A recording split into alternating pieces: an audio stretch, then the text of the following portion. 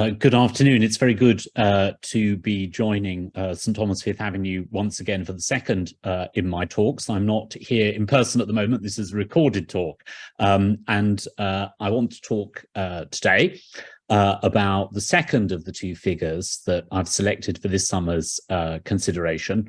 Last week, we were thinking about Bishop Edward King, who was a great Victorian figure, if you like, a person who was very much a product of the Oxford movement, the Catholic revival in the second generation after Newman and Keble and Pusey, but very much a person from a Victorian setting with all the characteristics of a Victorian figure in many ways. The person I want to talk to you about this week is very different. A person who was, in his youth, very much a product of the Brideshead generation, Brideshead Revisited, set in Oxford in the 1920s, and a person who was, from that environment, took with him a rather puckish and a rather gadfly-like attitude, if you like, to ecclesiastical politics. But in doing that, also became actually an outstanding religious leader and an outstanding theologian, one of the great theologians of the 20th century produced by the Anglican Communion, and a person whose work, and in particular whose work on liturgical theology, has had an absolutely enormous influence on the way in which Christians worship. And the way in which Christians come together, in particular, to celebrate the Eucharist. The person is Dom Gregory Dix. We call him Dom because the title Dom was given to Benedictine monks.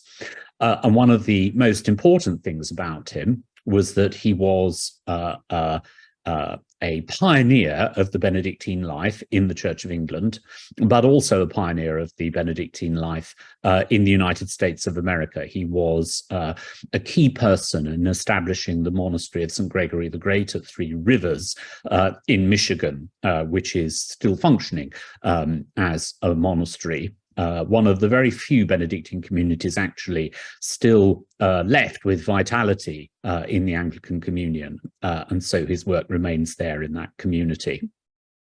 So Gregory Dix was born in England in 1901.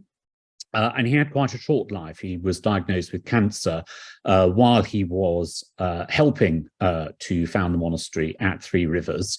And as a consequence of that, he was to die at the relatively young age of 52 in 1953. But he crammed an enormous amount of work and scholarship into his life and was acknowledged, in fact, in the last 10 years of his life as an outstanding authority, in particular in liturgical studies, but also a person who had made a great contribution to establishing the religious life, the Benedictine life in the Church of England. So Dix was at Oxford in the 1920s. He was at Oriel College, which was the college which had very close associations with the Oxford movement. Oriel was the place where Keble had been a fellow and where Newman had been a fellow.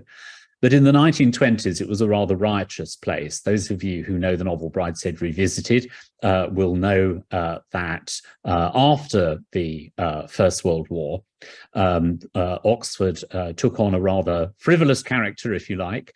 Not much work was done by many of the undergraduates, but for those who wanted to study, it was an extraordinary place. There were all sorts of people who were doing all sorts of interesting academic and intellectual work, if you were interested.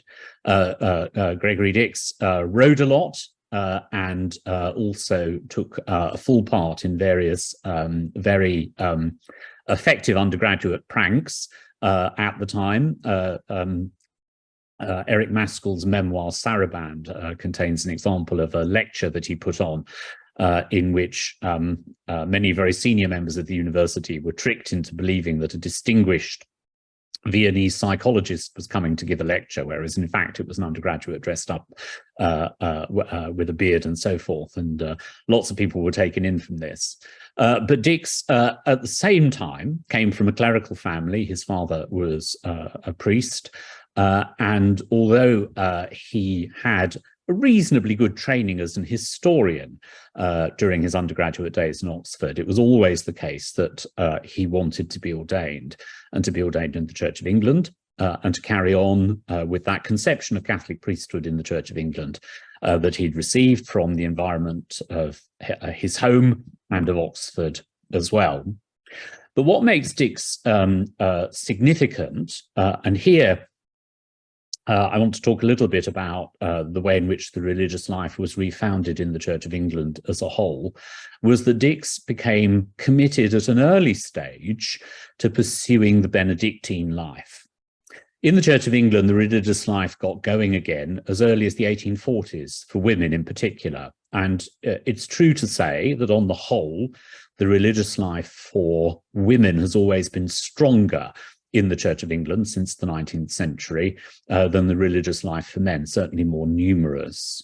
Monks and nuns were dissolved with the dissolution of the monasteries in England by 1540 under Henry VIII. And the religious life in the Church of England did not really get going again, as I said, for women, firstly in the 1840s, and then later for men. I'm speaking to you now from what was the monastery of the Cowley Fathers. Cowley Fathers were the first stable religious order for men in the Church of England since the Reformation, the Society of St. John the Evangelist. And they were in the building where I am now, which now houses St. Stephen's House, from the 1860s up until 1980, when we moved in. The Society of St. John the Evangelist continues in the United States, although it has now finished in England. And it's interesting to see that both the Cowley Fathers' work and the work of the Nashdom Benedictines, which I'll speak to you about in a minute, is continued in the United States, even though that work has largely finished now in England. And so the Episcopal Church really is the church that now preserves the religious life for men as it was revived in the 19th century in the Church of England. Obviously, the religious life, as we might think about monks and nuns, has to go back to St. Benedict and the rule of St. Benedict. But actually, the Benedictine life was one of the last forms of religious life to be restored in the Church of England.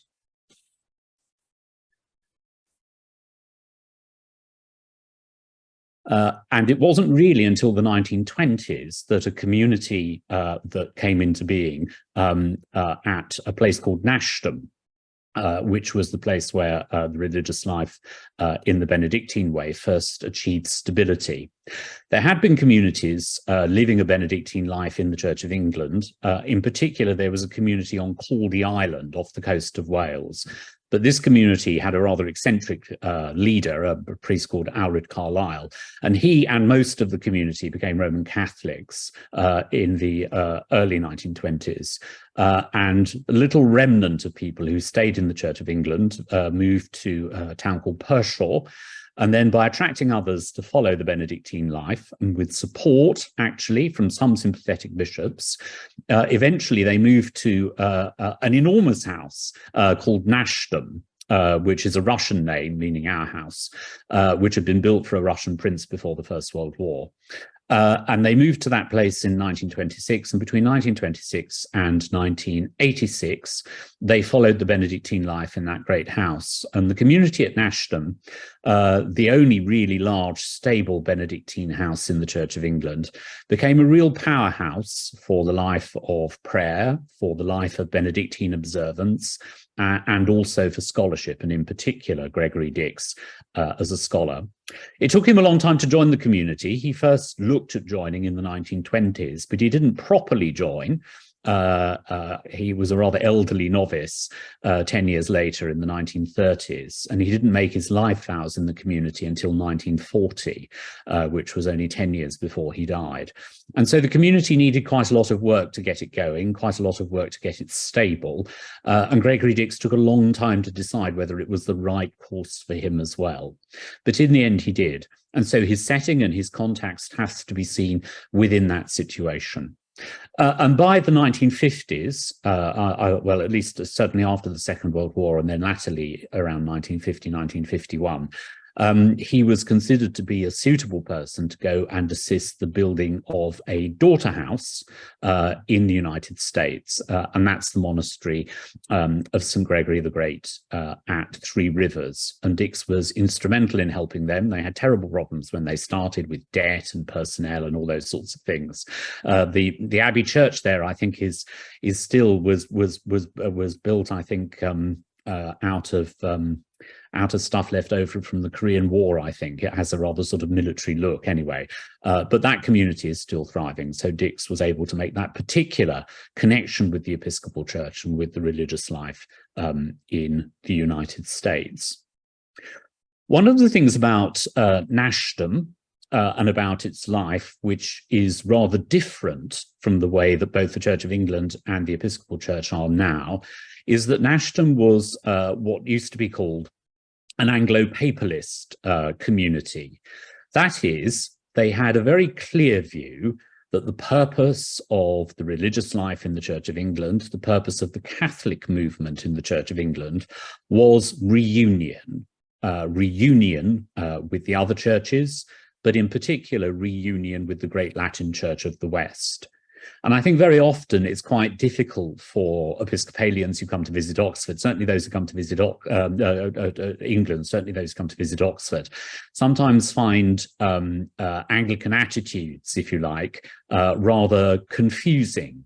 Many Episcopalians are very Anglophile, interested in the culture of the Book of Common Prayer, interested in the culture of the great theologians of the Anglican past, in particular those of the 17th century, but also those of the Oxford movement, and are not particularly sympathetic or interested in what you might call the Roman claims. In the Church of England, that was rather different, because many of those who were principally involved with the Catholic movement in the Church of England always had corporate reunion with Rome as an aim, and there were many societies that were set up to pursue this, societies such as the Catholic League.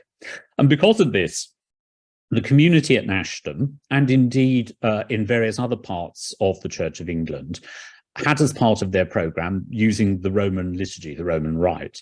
And so Gregory Dix, for the whole of his time, when he was at Nashdom, the Nashdom community used the Roman rite. They worshipped in Latin, they used the Roman form of the Mass, and they also used the Roman form of the daily office.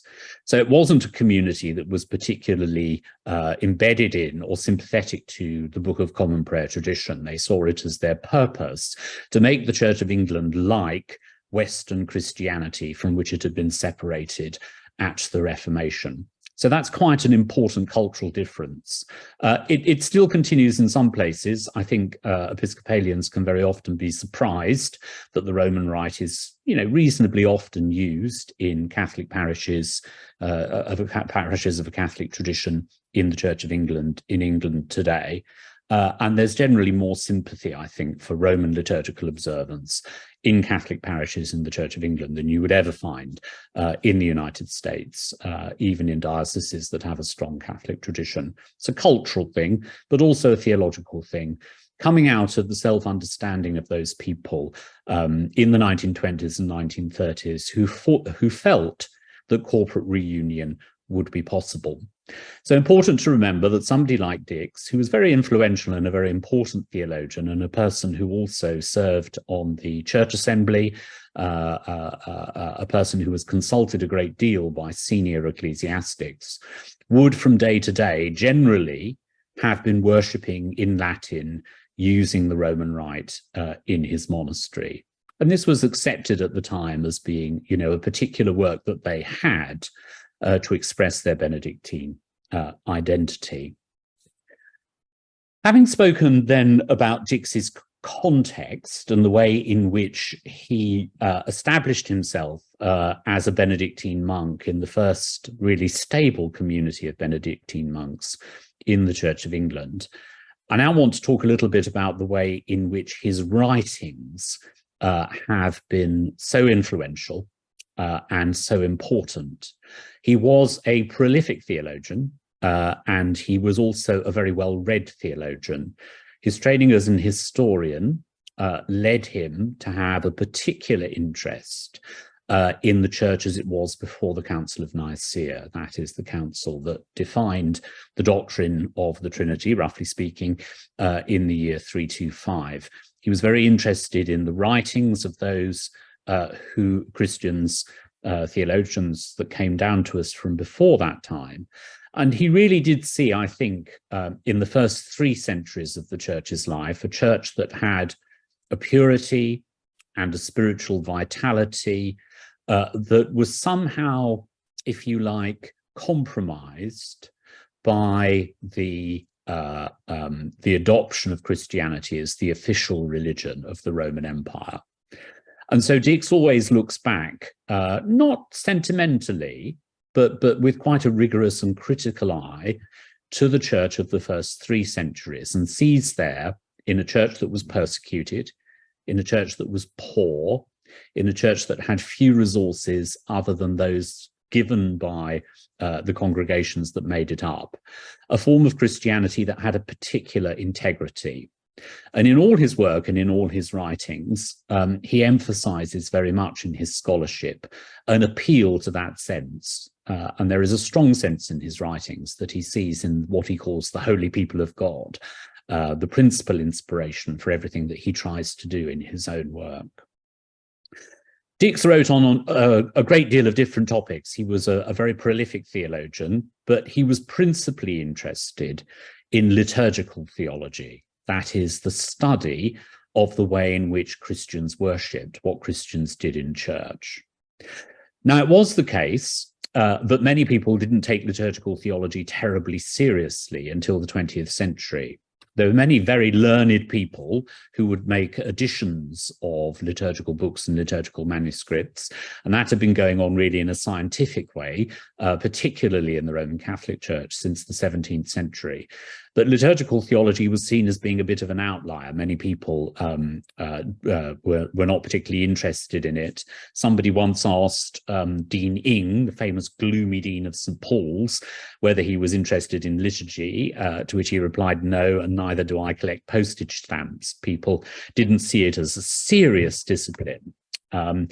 And it was also very much associated with the sort of rows and conflicts that I spoke about a little last week, the sort of rows and conflicts which involved Edward King. When I spoke about the Lincoln judgment, when he was tried for ritual offences before the Archbishop of Canterbury, people saw liturgy and questions of liturgy as being really about questions of ritual. What did the law allow? Were you allowed to wear a chasuble? Were you allowed to light candles on your altar? And so on and so forth. But Dix wasn't like that. He was a proper liturgical theologian. He felt that it was tremendously important to understand how it was that Christians had worshipped and what this meant. And he summed up, really, his work on liturgical theology in an immensely erudite but readable and comprehensive work, which was published just at the end of the Second World War. It was called The Shape of the Liturgy. We have the great privilege, actually, of the fact that these great lectures were given in this building. They were given to the Cowley Fathers when they lived here. And I, in fact, have the copy of The Shape of the Liturgy here, which Gregory Dix gave to and inscribed to those to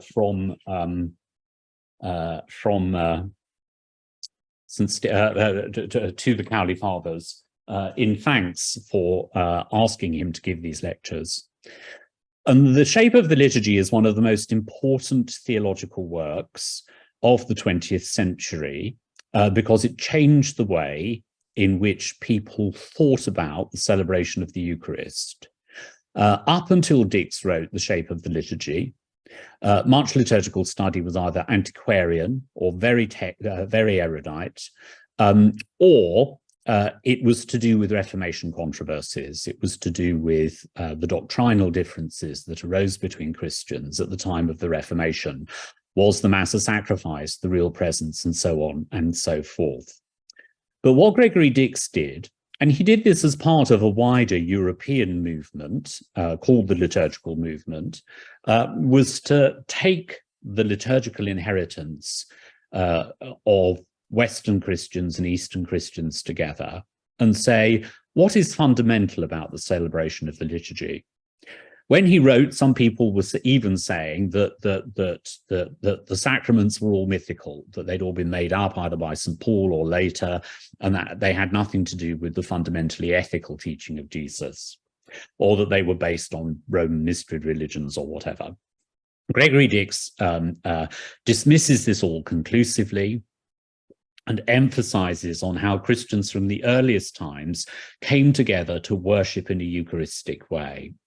And he looks very closely at the Eucharistic action. And here is one of the most important things that he identified when he was talking about the Eucharistic life and Eucharistic worship, is that he identifies the fourfold action of the Eucharist as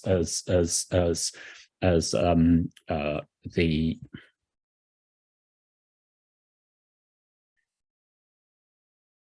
I beg your pardon, I was briefly distracted just then. And he emphasizes that the Eucharist has a fourfold action of taking, blessing, breaking, and receiving the Eucharistic rite, and that all Eucharistic rites follow this pattern. And Dix's thesis of the fourfold action had enormous influence on liturgical revision as it was undertaken in the 1950s and in the 1960s. Enormous influence on the way in which the American prayer book was revised in 1979. The Church of England's liturgy was revised also in 1980. So the way in which we worship, the shape of our liturgy, what we do in our liturgy was hugely influenced by the fact that Gregory Dix said, if we look at liturgies, we can see this common fourfold action, of taking bread and wine, of blessing bread and wine, of the fraction of the bread, the breaking of the bread, and then of the distribution, and then the Holy Communion. So that was Dix's great contribution. It sounds to us almost like a truism to look at the Eucharist like that in our own time, but that's because we're so used to understanding the Eucharist in that way, and our Eucharistic rites are designed to exemplify, if you like, that inheritance from Gregory Dix. So Dix, in that sense, made an enormous contribution in what was, in fact, a relatively short life. As I said, he died at 52. But by the time he died in 1953 of cancer, his book had an enormous effect on those who were beginning the process of revising the Church's liturgical rites, both in the Roman Catholic Church and in the Anglican Communion. Liturgical revision, which seemed to have stalled, really started to get underway in the 50s and 60s. People were adjusting the expectations of the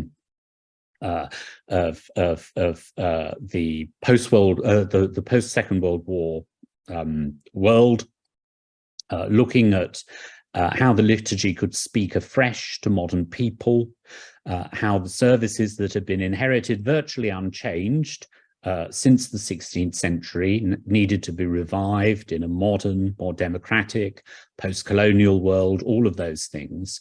And Dix's book almost provided a manifesto for that, a manifesto for setting out afresh, if you like. So when we look at our own prayer books, the 79 prayer book in the Episcopal Church, many of the liturgical revisions that have taken place in the Church of England since then, we see the strong influence of that great book. Dix was a gadfly. He was very amusing. One of the things that he liked to do was to tease the bishops. The bishops didn't like, for example, some of the more high church practices in the Church of England, but would do things. It was considered to be moderate to wear a mitre and a cope. And Dix very naughtily in the book proves that mitres were originally only worn by popes and deaconesses and were distinctive of that order. And so he was a gadfly in that sense, and a tease, I think, to pretension about what was moderate and acceptable and what wasn't, because he wanted to go back to fundamentals. And if you read his book, there are the most wonderful and inspiring passages in which he famously appeals to the experience of Christians all through the ages.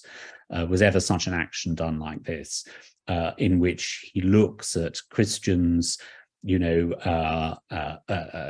comparing, a canonization to somebody saying mass for a good harvest, to people saying mass in a prison camp in Siberia, and so on and so forth. Wonderfully inspiring stuff with very great and thorough scholarship. So Gregory Dix, an outstanding Anglican of the 20th century, who crammed a lot into a relatively short life, who was a very independent-minded person, nourished by a form of religious life and a form of liturgy that now seems to us really quite rather un-Anglican, if you like, but nevertheless a person firmly embedded in the Church of England, in the Anglican Communion, and whose life and work live on, firstly and foremostly, in the way in which we now worship, of which he really is absolutely one of the founding fathers, if you like, of the practical liturgical movement. The fact that we come to church Sunday by Sunday, the fact that we receive communion at the principal service on Sunday morning, all of these things were not taken for granted by any means up until the liturgical movement of the mid-20th century, of whom Gregory Dix is one of the principal exponents. And secondly, his contribution to the monastic life, the Benedictine life, now really coming to an end in England, in the Church of England, but which continues at St. Gregory's in the United States. Thank you very much. Thank you for your attention, and I hope that this talk's been helpful. Do have a look at what Dix wrote. His book remains, it's a very fat book when you first pick it up, but dip into it, and you can find all sorts of precious and important things that are still relevant to us, and which point forward, a great forward-looking book as to who we should be as Christians when we gather around the altar, as you are about to do, Sunday by Sunday. Thank you so much.